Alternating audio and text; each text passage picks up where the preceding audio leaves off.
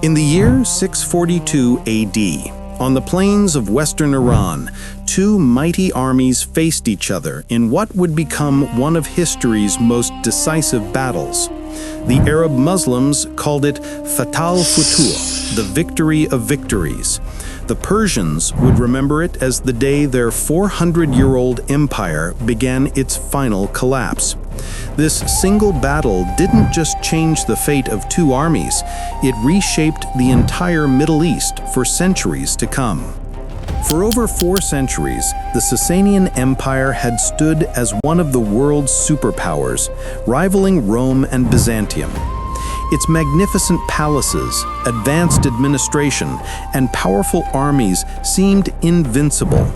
Yet within just 2 decades of the Prophet Muhammad's death, this ancient empire would crumble before the advancing Arab forces. Today, we're examining the Battle of Nahavand, not just as a military engagement, but as a pivotal moment that transformed religion, culture, and politics across an entire continent. We'll explore how a relatively small Arab force defeated one of history's greatest empires, and why this battle matters even today, nearly 1,400 years later.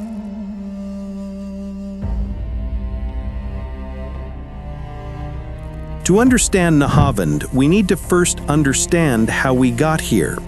Following the death of Prophet Muhammad in 632 AD, the newly unified Arab tribes began expanding beyond the Arabian Peninsula.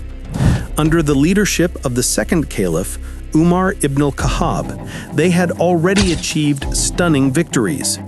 In 636, they defeated the Byzantines at Yarmouk. In 637, after their victory at al-Qadisiyah, they captured the Sassanian capital, Ctesiphon. These were not just military conquests, they signaled a fundamental shift in the balance of power across the Near East. The Sassanian Empire, weakened by decades of war with Byzantium and internal strife, was struggling to respond. The young emperor Yazdegerd III, who had ascended to the throne at just 8 years old, was now desperately trying to save his crumbling empire. By 641, he had retreated to the Iranian plateau and was gathering his forces for one last stand. The stakes couldn't have been higher. For the Sassanians, this was about survival.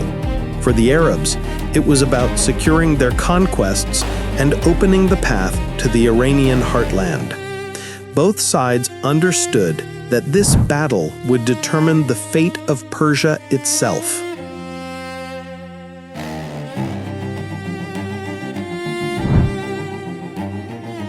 The location chosen for this confrontation was strategic. Nahavand, situated in the Zagros Mountains of western Iran, controlled the main routes between Mesopotamia and the Iranian plateau. Whoever controlled this city controlled access to the heart of Persia. The Sassanian host is variously estimated in later accounts. Figures range widely and may be inflated in medieval sources, with modern historians favoring lower totals. Command is attributed in different sources to Firuzan or Piruz Khosrow or Mardin Shah bin Hormuz. The army included elite Azwaran Savaran, heavy cavalry, and infantry. Reports of war elephants at Nahavand appear in some general descriptions of Sassanian warfare, but remain uncertain for this battle and are best treated with caution. On the Arab side, estimates also vary. Many accounts suggest around 30,000 under Numan ibn Muqarrin, though the exact number is uncertain. What they lacked in numbers, they offset with cohesion, mobility, and recent combat experience.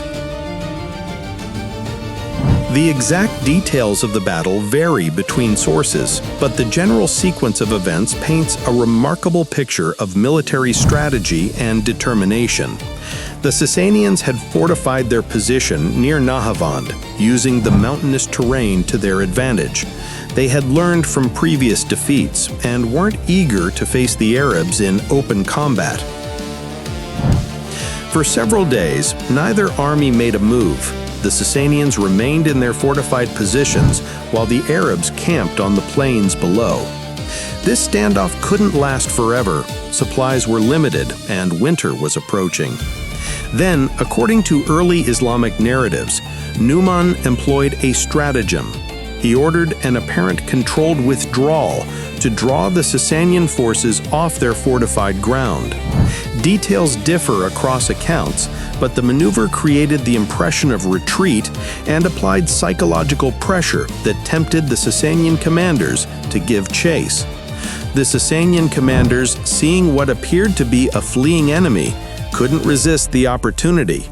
Against Firuzan's initial caution, they abandoned their fortified positions and pursued what they believed was a routing army. This was exactly what Numan had hoped for.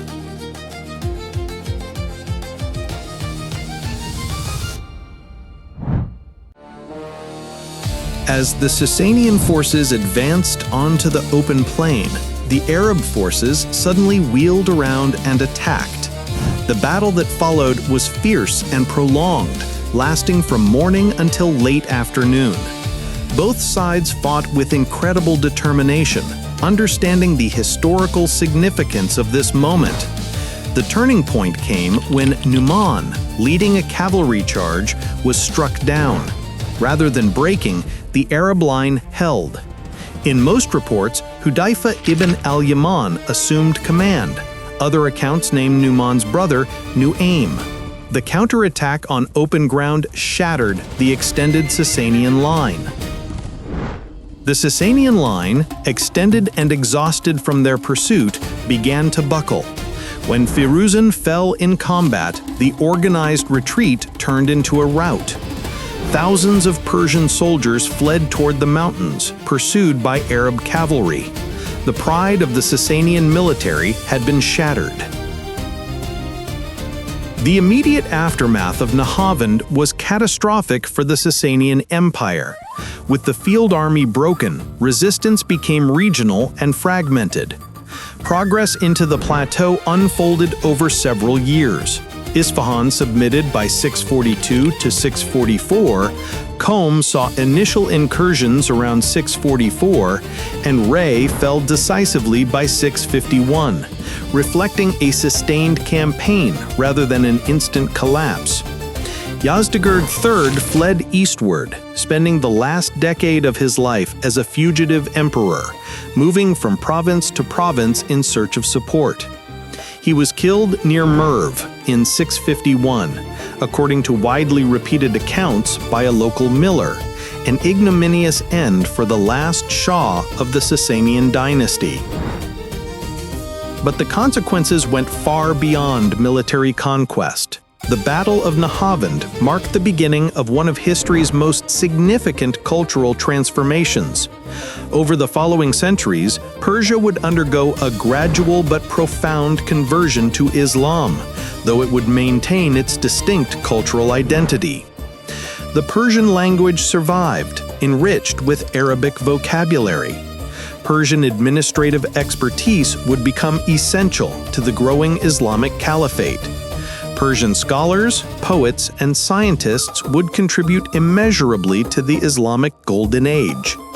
In many ways, Persian civilization didn't end at Nahavand. It transformed and continued in new forms. It's important to note that our understanding of Nahavand comes primarily from Arabic and Islamic sources written decades or even centuries after the event. Persian sources from this period are scarce, and those that exist often provide different perspectives on these events.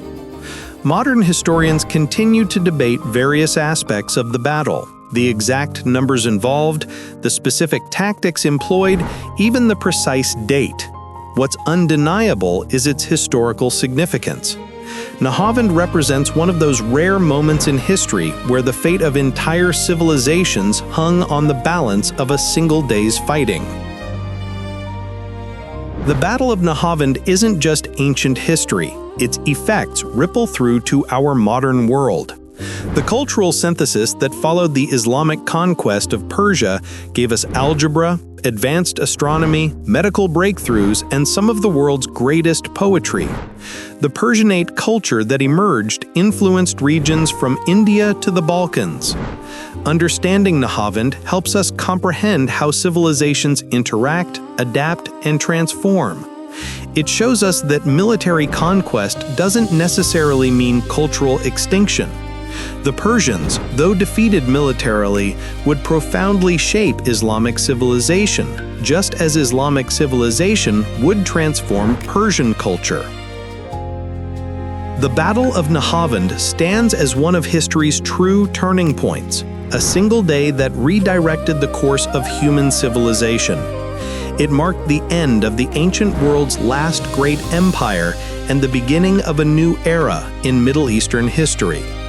What makes Nahavand particularly fascinating is not just the military victory, but what came after.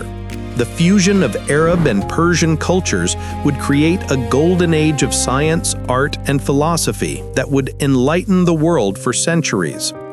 The defeated Sassanian Empire didn't simply disappear, it transformed, contributing its administrative genius, cultural sophistication, and intellectual traditions to the emerging Islamic civilization. Today, as we look back across nearly 14 centuries, Nahavand reminds us that history's great turning points are rarely simple stories of winners and losers. They're complex moments where cultures collide, adapt, and ultimately create something entirely new. The plains of Nahavand, where two armies once decided the fate of an empire, now stand silent. But the echoes of that day continue to resonate through history, reminding us how a single battle can change the world forever. What do you think was the most significant consequence of the Battle of Nahavand? Share your thoughts in the comments below. And if you enjoyed this exploration of one of history's most pivotal moments, make sure to subscribe for more deep dives into the events that shaped our world.